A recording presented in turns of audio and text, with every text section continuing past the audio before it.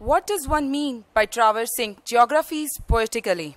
When one hears the word geography, one thinks of lands, river, or countries. But in this case, geography means the terrain that is created and inhabited by verse, the landscapes formed in poems, through metaphors and imagery written by the poets present today.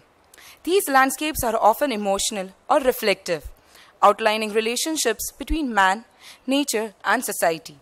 Even though the languages they read in may be different, you will find that each poet has musicality and lyricism present in their poems and truths that are universal. That is what our next panel seeks to explore. I wish to introduce our panelist on the dais. Athena Kashyap. After studying critical social thought at Mount Lassaque College, she did her MA and MFA in English and creative writing from University of California at Davis San Francisco State University.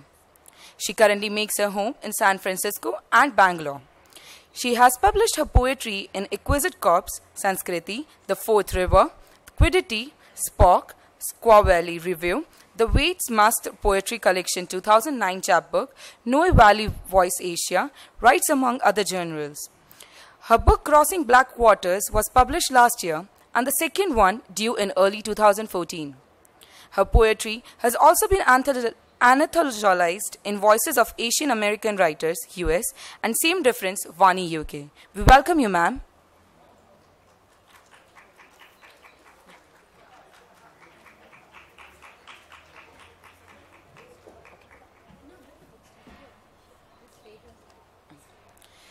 Miss Vibha Rani. She is a writer, playwright, and theatre performer of two Indian languages, Hindi and Maithili. She has published more than 15 books and translated 7 books of 3 Maithili. A nationally acclaimed theatre actor, she specializes in solo performance. A winner of several awards for her literary theoretical social contribution in Hindi and in Maithili, including the prestigious Katha Award, Kashyap Saraf Sahitya Samman and Dr. Maheshwari Singh Mahesh Sarvottam Sahitya Samman and the first Rajiv Saraswat Samman Award. We welcome you, ma'am. Miss Aurelia Lassaque. She is an Occitan and French poet who is keenly interested in relationship between poetry and music and has collaborated with musicians for numerous music and poetry shows. She has also collaborated creatively with various painters and visual artists for exhibitions in France, Italy, and US.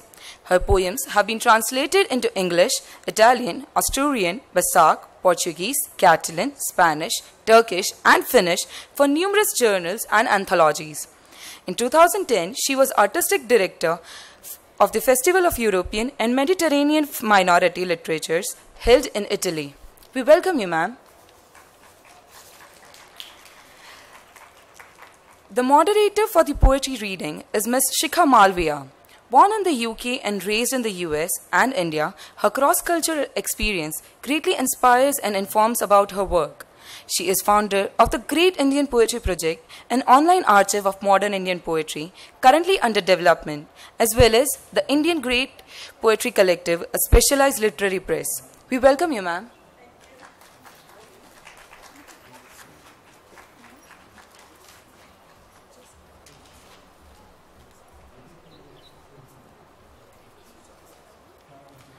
The books of these authors are available on the counter, so please feel free to find them.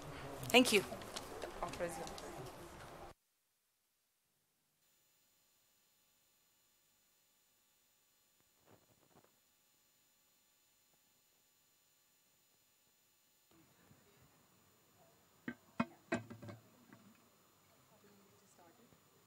Can you hear me? So I'll be reading from my book, Crossing Black Waters, which was published last year. So the first poem is Coming Down the Mountain, and it's for Shivram Kashyap. Great-grandfather enters my room in Los Angeles, clutching 2 clumps of roots, still bleeding Himalayan mud. He says he's sorry to come so late at night, but he can't find his way. The family house he built in Lahore still stands, but neighbors have moved in and his family is gone. At the university, the botany lab he founded no longer bears his name. His students have aged terribly. They look right through him. He has trouble with his eyes, sees just half of everything. His students' map of India on the wall. Even the city landscape is missing parts. Temples, sari shops, street names. The last thing he remembers is the mountain, climbing up from the city he once knew and loved. He looks so tired. I want to help, but am myself adrift, barely flickering in the city's sea of lights.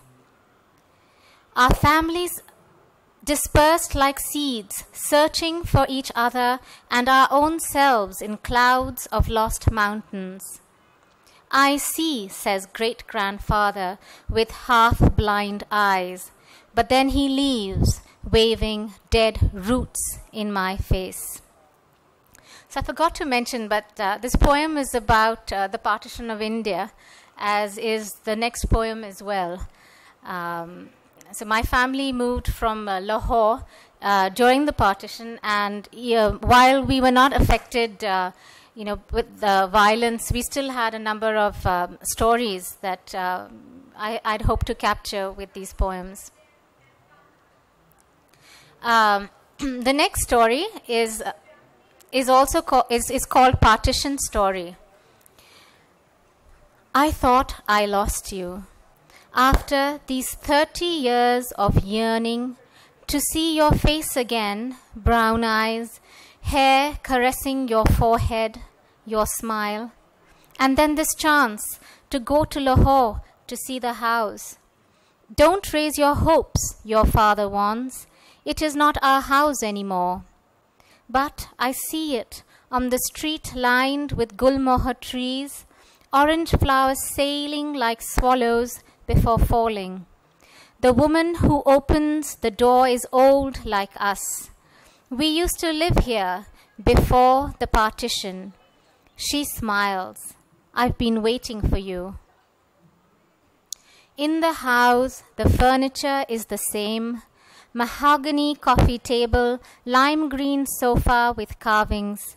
Your grandfather had been so proud. May we look around? Please, this is your house. I walk down the corridor. In Bombay, I traveled these same paths in deep sleep. But instead of your room, the kitchen, I ended up out on the balcony. In the kitchen now, my hands trace the air like migratory birds recalling where I kept spices, lentils, rice, wheat. All the same ingredients are here, for this woman looks and talks like us. The thought you might be close. Can we go upstairs? Please, this is your house. I walk up the stairs, the air still trembles. Your father saying, let's leave right away. Sweet Sunil murdered in the market along with his ayah. 3 days earlier, a house on our street torched. We'd heard the stories, but then they came, tapping on our door, enveloped us in their horror and rage. Grandfather wandered around, touching walls, furniture, even the floor. 40 years it took to build this house. Take nothing, your father says, just cash, jewelry, a change of clothes. Your bed is still by the window, but the walls are bare. You are gone. My darling boy, my son, only 12 years you lived, but continued to live on in the portrait of you on this wall. But now you are really gone. Long days, longer nights, I could take thinking you safe in your room. Your father warned me, but how to see the world torn asunder and live? The earth, one people, a mother torn from her son, my son. I stumble down the stairs. Stay, have tea. But your father declines. No thanks, our flight leaves soon. She thrusts a package in my hands. There are taxis at the end of the street. There were always taxis waiting at that end. My feet crunch flowers, leaving orange footsteps. I peel away the yellowed paper, headlines still screaming, trains packed with burning bodies, refugees collide in rivers of blood, thousands murdered in Rawalpindi. At the end, a canvas cocooned all these years. I slowly unroll brown and gold strokes of your hair, glistening in your eyes, pink mouth, small shoulders, even smaller chest, still breathing. I hold you up smiling as flowers rain on us.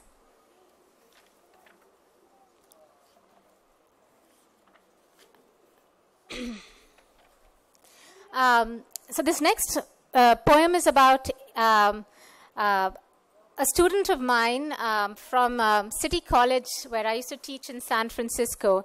I have a couple of my students here from Azim Premji University, so I thought I would read this poem about a student from City College in San Francisco. City College student. Her mind twitches like the tail of a hippopotamus swatting flies, too tired from cleaning houses to enter the discussion about workers in her native Peru getting screwed over by multinationals. The price of Nikes in Peru is too good, miss, she beams. Late to class again, she had to pick up her belongings from the sidewalk. Thrown out by her mother for talking back, she will sleep in her car tonight.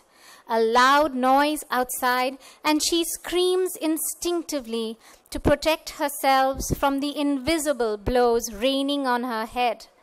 She wraps herself around the essay she is writing, words inching forward, spreading across margins toward the minimum page. Ideas butt their heads in between lines, pushing to get out. So this next poem I want to read is a poem also situated in San Francisco, but it's a world poem. It's about being a world citizen today, which is so true of our lives as global citizens. It's called World Cafe. I'm diluted, having left one world to live and travel in others, my skin grown permeable, breathable. With Abraham, conversation oscillates like a dance. Try dolmas, he suggests in his desert English. I vacillate, trying to locate the exact geography of my craving. My body succumbs, tongue a compass for distant tastes, crunchy Korean fish eyes, sugar chili Gujarati vegetables, Burmese floating soups, murky ponds a flotsam of beef and vegetables, red simmering Kerala crab curries, the salty sweetness of my lover's dark skin. So many lives I have learned to visit in these cafes dotting the planet, truck stops for travelers needing to slake off and drink in selves. So I think I have time for one more, maybe one or two more, but this is called Diwali Nights. The night before Diwali, you bounced on my bed, watching me take off, heels the size of small hills, sari of fields of grass, slip tasting the day's dew, blouse of twin valleys, panties hiding black forests. I climbed in beside you and we made love to the sound of firecrackers exploding, the fizz of fulgeries, small hands making circles, fountains of anars spewing red, blue, green, white, purple colors, the whiz of rockets, the screams of children, the 101 bombs joining the medley of bombs in other buildings, streets, neighborhoods, cities, until the whole country went up in smoke, thunder, and lightning, and the new year awakened.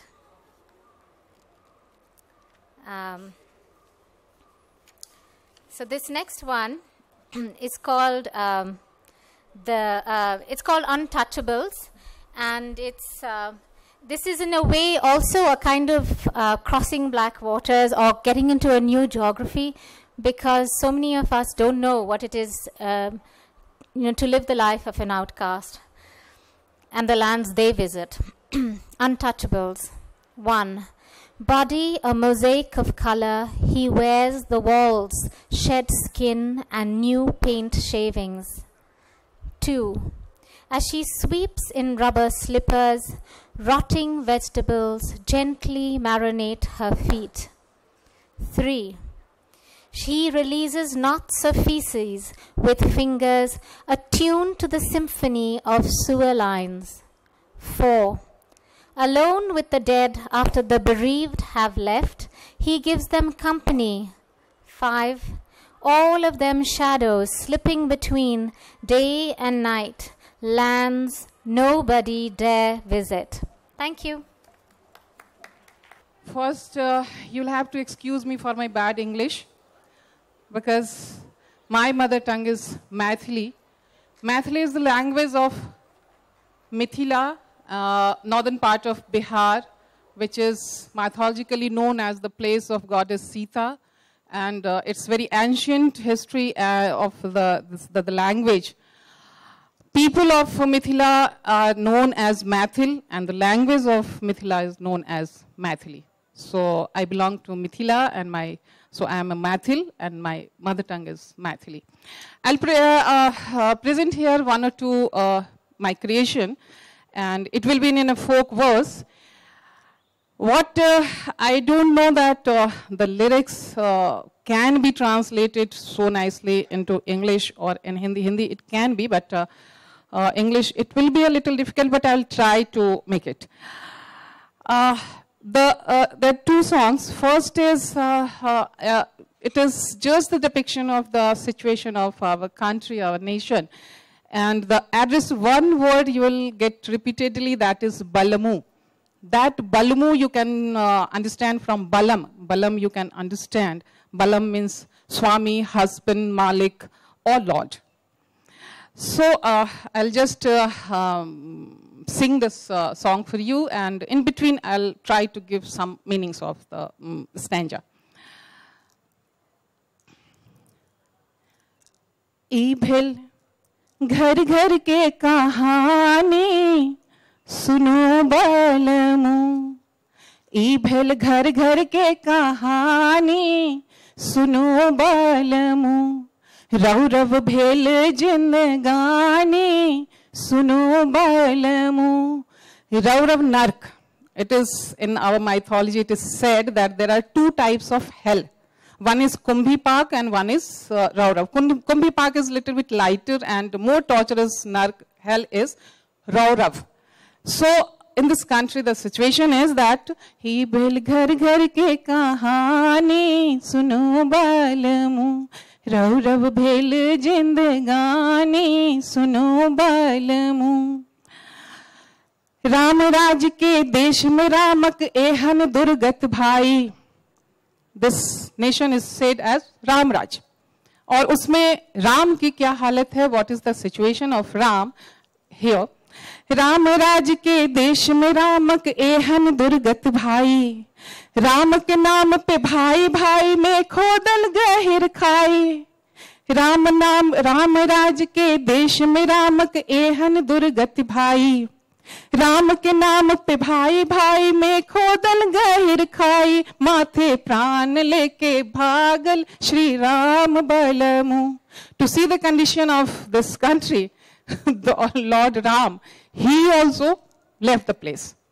So, Ram राज के देश में रामक एहन दुर्गत भाई, राम के नाम पे भाई भाई में खोदल गहिर खाई. माथे प्राण लेके भागल श्री राम बलमु, रौरव भेल जिंदगानी सुनो बलमु. And in our this country is called democratic country. But what is in democracy? Democracy में monarchy के चलन अछि यो भाई. You find that monarchy is great, monarchy is found in our country. तो डेमोक्रेसी में मोनार्की के चलन देश में भाई, 7 पीढ़ी से एक एक गोटा खाइए दूध मलाई. From 7 generation and generation and generation, one class and one family and one people, they are enjoying all things, and especially that political scenario. So democracy में मोनार्की के चलन देश में भाई, 7 पीढ़ी से एक के गोटा खाइए दूध मलाई, नव का बालक आनत नव बिहान बलमु। In November, Delhi, December, Madhya Pradesh, and 2014, all over India. And we believe we have iconed some of the youngsters in each and every party, and we say that these are the new Balak, new people, new guys, and who will change. So, democracy में monarchy के चलन देश में भाई, 7 पीढ़ी से एक के गोटा खाइए दूध मलाई, नव का बालक आनत नव विहान बलमु, नव का बालक आनत नव विहान बलमु. And in British period, our country was known as, can anybody say? सोने की चिड़िया. सोने की चिड़िया, golden bird. And people say that we are very poor country and this, that, but I don't believe that we are poor. If I go in south and if I go to everyone's house, I will find kilos and kilos of gold. So here, in national scenario, how we yield golds, it is written here. सोने सन ऐ देश में सब कुछ सोने छे यो भाई, सोना सन ऐ देश में सब कुछ सोने छे यो भाई, 2G CWG कोलगेट अन्ना FDI, सोने सन ऐ देश में सब कुछ सोने छे यो भाई, 2G CWG कोलगेट अन्ना FDI, फूड बिल संग घोसल बिलाड़ बलमु, मेल कैट बिलाड़, फूड बिल संगे घोसल बिलाड़ बलमु, ई भेल घर घर के कहानी सुनो बलमु, रौरव भेल जिंदगानी सुनो बलमु. If you like, then give a little bit tali for us. And if time is over, please let me know.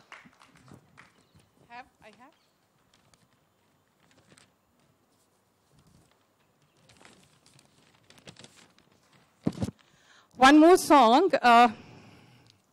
It is the hope and aspiration of a farmer. We white collars, we don't want to go back to village and don't want to indulge ourselves in farming. But a farmer is very proud on his business, and he addressing his wife. Wife is known as dhani. If you say dhani, it means it is one person is addressing to his wife. So it is addressing, a farmer is addressing to his wife. Udhani, udhani, ab hum banab kisan matu kisanin banihana. Udhani, ab hum banab kisan matu kisanin banihana. चलब खेत में इंदर बन के, चलब खेत में इंदर बन के, तू बनिहा इंद्रानी, ओ धानी तू बनिहा Indrani. He's saying that I'll be like the god Indra. And okay. चलब खेत में इंदर बन के, तू बनिहा इंद्रानी, हे धानी तू बनिहा इंद्रानी. जोत कोड़ के खादर दिहबे, जोत कोड़ के खादर दिहबे, बरसै हा तू पानी, गधानी बरसै हा तू पानी. हो बनब खेतवा के हम जोगिया तो जोगिनिया बनिहाना, हो बनब खेतवा के हम जोगिया तो जोगिनिया बनिहाना. गधानी अब हम बनब किसनमा तो किसान न बनिहाना. लहर लहर जब धान लहरिए, लहर लहर जब धान लहरिए, तो करिहानी कौनी गधानी, तो करिहानी कौनी. कोठी और खरिहान भरब हम, कोठी और खरिहान भरब हम, तू भरी है बखारी, ओ धानी तू भरी है बखारी.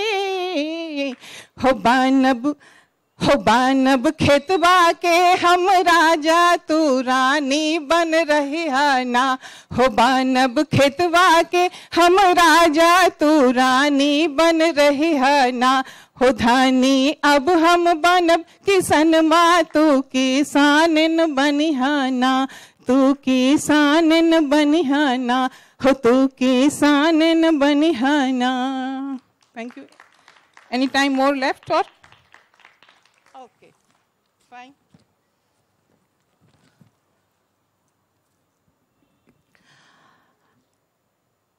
Yeah. Yes. As this, I told that this is the story of a farmer and he is addressing to his wife that I will be a farmer and then you will be the wife of mine, and Kisan and Kisanin, the feminine feminine form of Kisan. So Kisan and Kisanin, and he is saying that in my field, in my farm, I will be like God Indra. So definitely you will be my wife as Indrani, and I will plow the field and you will bring the rain. Because Indra is God, Indra is the god of rain, and because she is the wife, so you bring the water, and I will be the watchdog of my field, my farm, and you will be along with me, and you will also be the watchdog of my field. Second thing, when after grooming, after this, when paddy field will grow up, when paddy field will grow up, then what you will do, what happens in the field, along with the crop, other things, other unwanted plants also come out. So this, taking out those plants, unwanted plants, are called in our language nikauni. When I will take care of the growing field of paddy and other crops, you do that nikauni work, and after that, when the field will get, and when the paddy will get ready, then when things, paddies and other crops, I will bring to my home, and there is a place where we reserve the crop, that is called Khalihan and Bakhari. So that all the fasal and all the crop will come to my place, and that time also you will be, I will be the king of my farm, my field, and definitely you will be the queen, the Rani. This is the gist of this song. I have to do one more duty, and very proudly and very pleasantly I am inviting French poet Aurelia Lassaque. When she said that she is Aurelia, I remember Ahilya, the wife of Rishi Gautam. But she told that she is Aurelia, and is very, I connected it very, very much with India. So now I am presenting Aurelia Lassaque from France. Thank you. So I am a bilingual poet. I write in French and Occitan. So Occitan is the historical and original language spoken in the all half south of France. It's also spoken a little bit in Spain and Italy. And linguistically, it's close to Catalan. It's brother and sister with Catalan, while the other Latin languages are cousins. I'll do all my readings in 2 languages, so Occitan, French, and always English. That way you can follow it. I just would like to begin with a poem in French, dedicated to a Brazilian city. Recife. La ville suspend son souffle. Des enfants, le corps luisant, bondissent du récif en poussant des cris de grenouilles.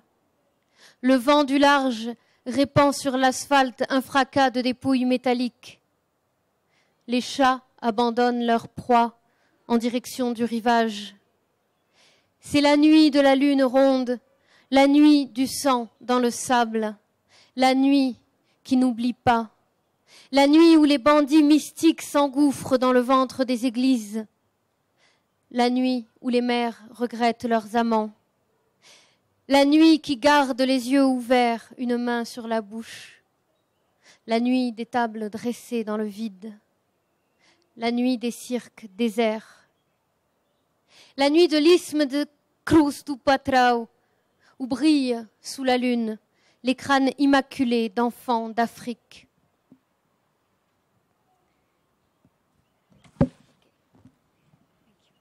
So this is now Occitan. Pantais, fai frecti mon amo, es romantic e desuet. Eu avrei preso la nau in Grecia, a Santorí, avrei limpat sull'eschino d'un ase fins alla mar. Avrei penchat mon lume à la branco d'un olivier, et dis un hostal blanc, avrei amat de pescaires esperitals et de munches desfrucats. Fantasy. My soul is cold inside. It's quaint, romantic. Me, I would have boarded a boat in Greece. At Santorini, I'd have drifted on the back of a mule right out to sea. I would have hung up my light on the branch of an olive tree. Inside a whitewashed house, I'd have made love to divine fishermen and defrocked monks.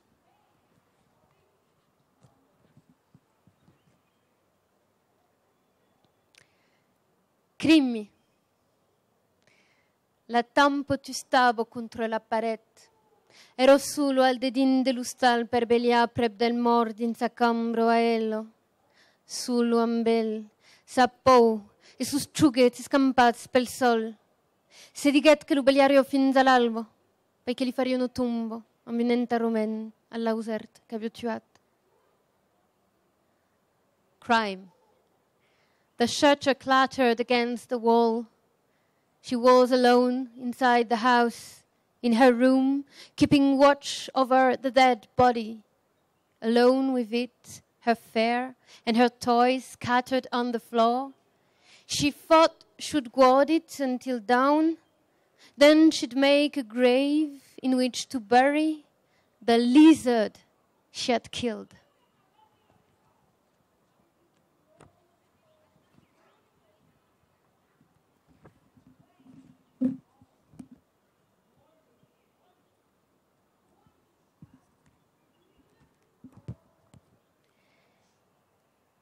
Il a bu le lait de sa mère, mangé la chair de sa femme, brûlé la cervelle de ses enfants.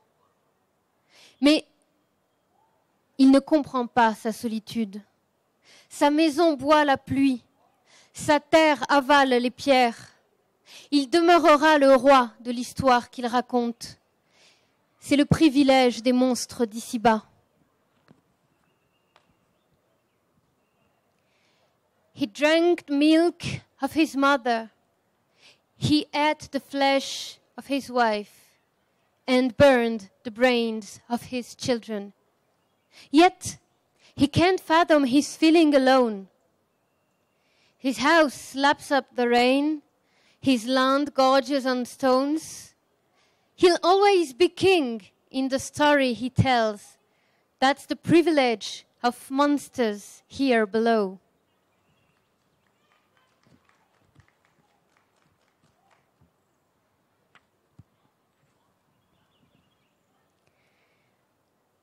All'uro del solstici, lo pople vestit de fusto, attraiso d'insaramo da usel sencaro. L'uri un barrillaire careccio di scas rival sus remembres de neu. Los aubres de Marcel bon ruquechat al primi giur dell'estiu. Los hommes de la bilo han dit ca cos l'arubilio e che men del Japun. Mas ele sabe un pas que los aubres taquero cumbo. Di nos secret de los rasigos, ali son de peiros vivos, che se mettono a sumia che l'auro e la plueccio las prendran nuso sul bar all'uro del solstici. At the solstice hour, People dressed in wood lure into their leafage birds without faces. The wandering stream drags towards the shores its memories of snow. My sylvan trees have reddened with summer's first day. The man from the town said that was rust blown in from Japan. But they don't know. La spelaren am despasos. Iam so che sobro de nostre somis, de bastire mai, de la luz fiox la termiero de ragazzi. The dream of Eurydice. We'll dig other furrows and fill them with ash. We'll see dying the carrier wind of oblivion. In my pocket, I'll carry apples stolen from poorer souls than me. We'll peel them with sabers. With what's left of our dreams, we'll fashion others beyond the fires and frontiers of our eyes. Thank you. And now, let me introduce Shikha Malaviya. Thank you, everybody. It's an honor to be here. And I'm sure all of you will agree that poetry sounds beautiful in any language. Thank you.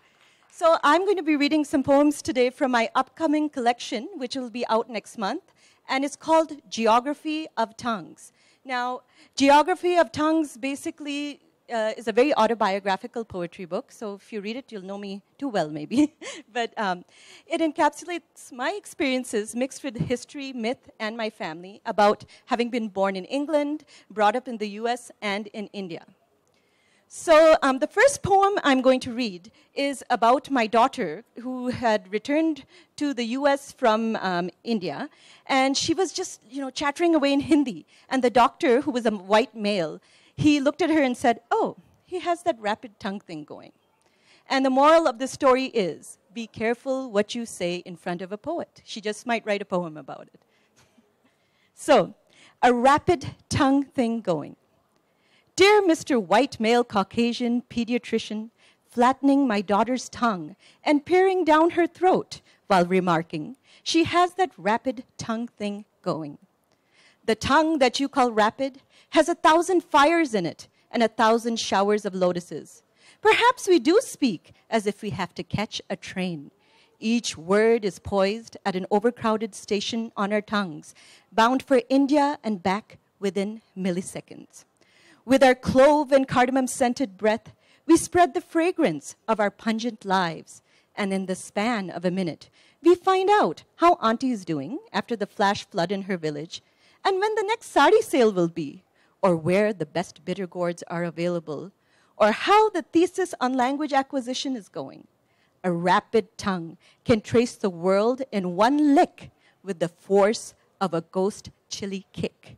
So next time, please don't ask me why we talk so quickly, so harshly, so loudly, unless you want to ask nicely. Thank you.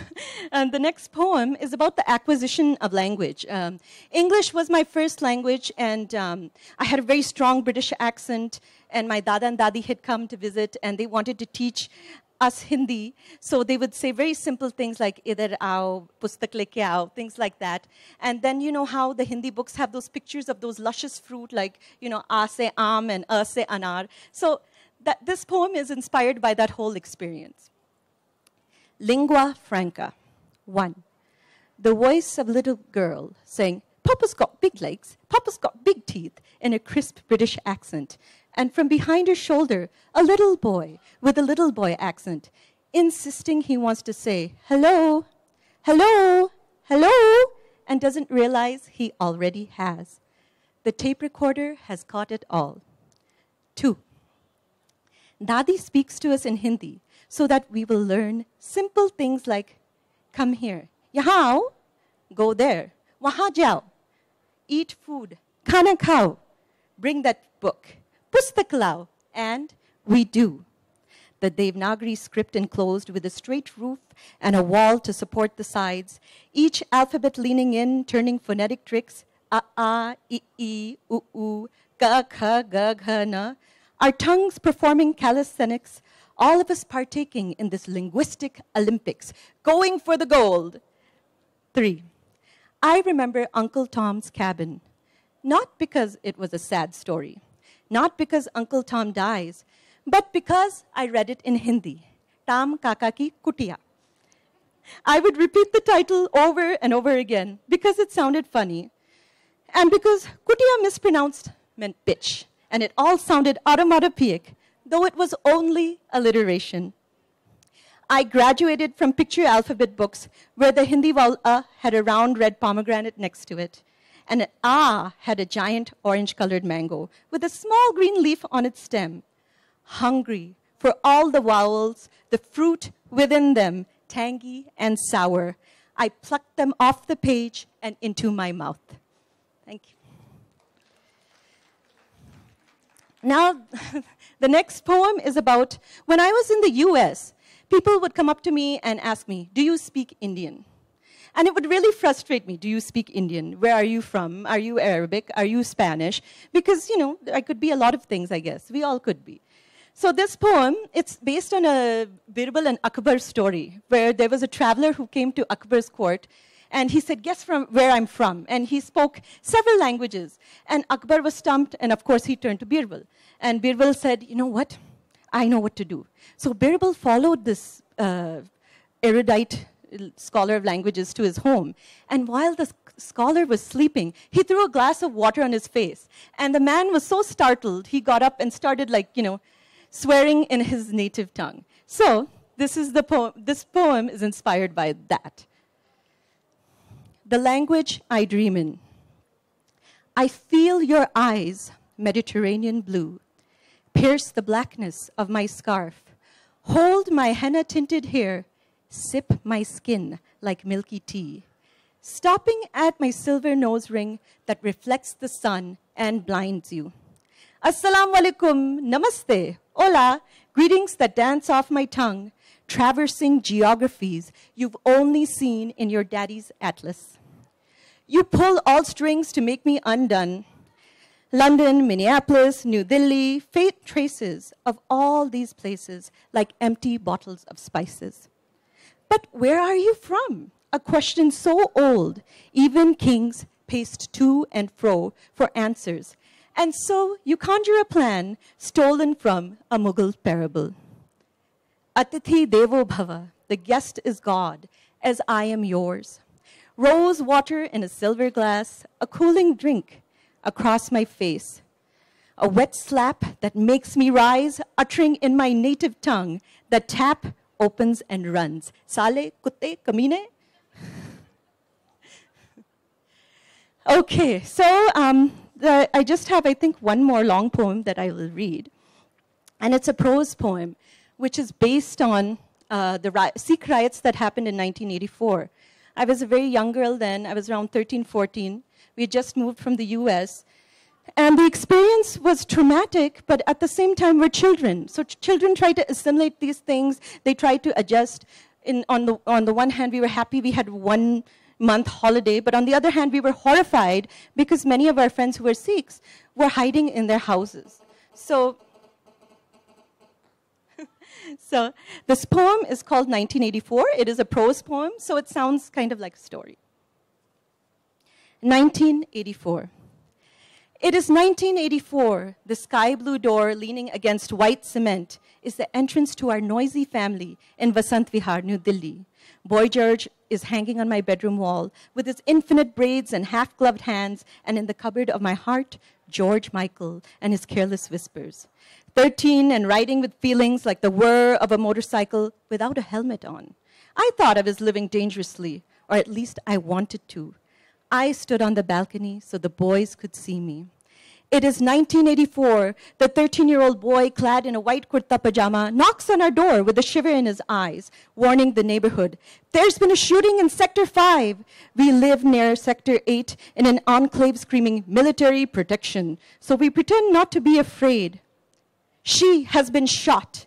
the bird-like woman with the thunderbolt in her hair, who could bring the world in her palm with one stare.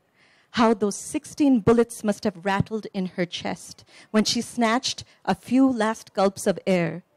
Maybe her body is star-studded, like the sky in Nehru Planetarium, named after her father, where the white-clad one held my hand till it melted.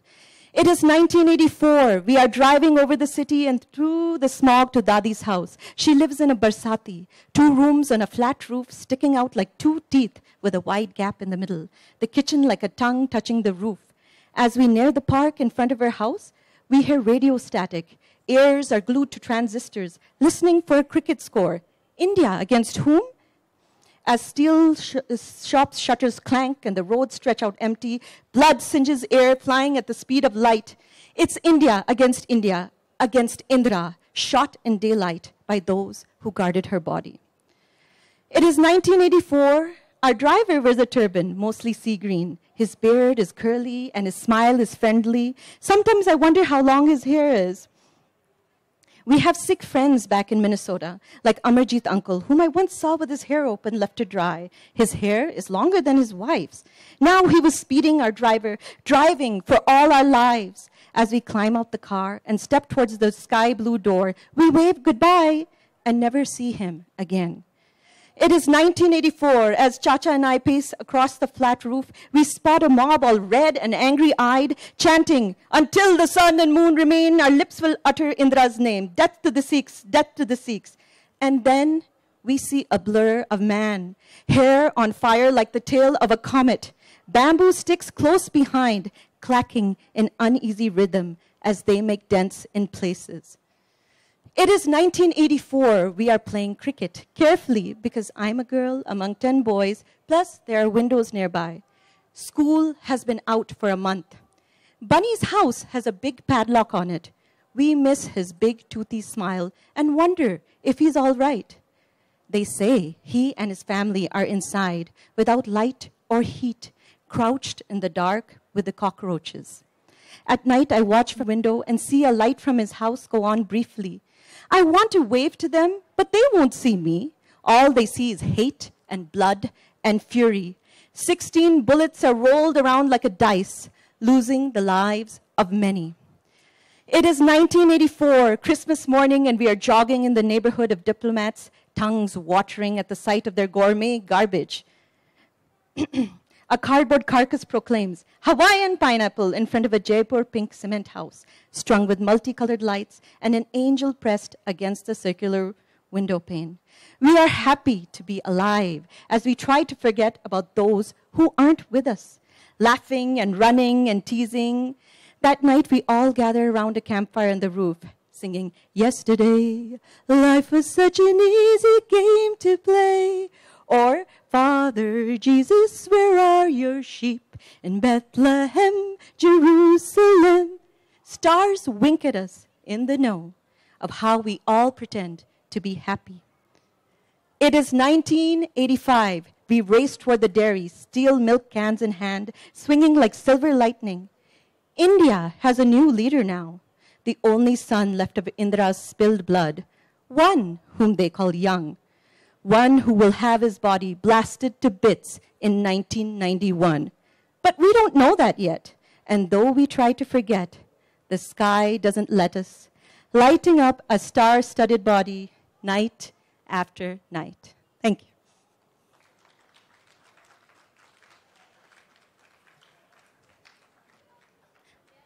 Are we done? Well, thank you, everybody, for coming and appreciating our poetry. It's really nice. It's really heartening to see that there are so many people here who are taking interest in poetry, and I hope you will continue to support us in our efforts.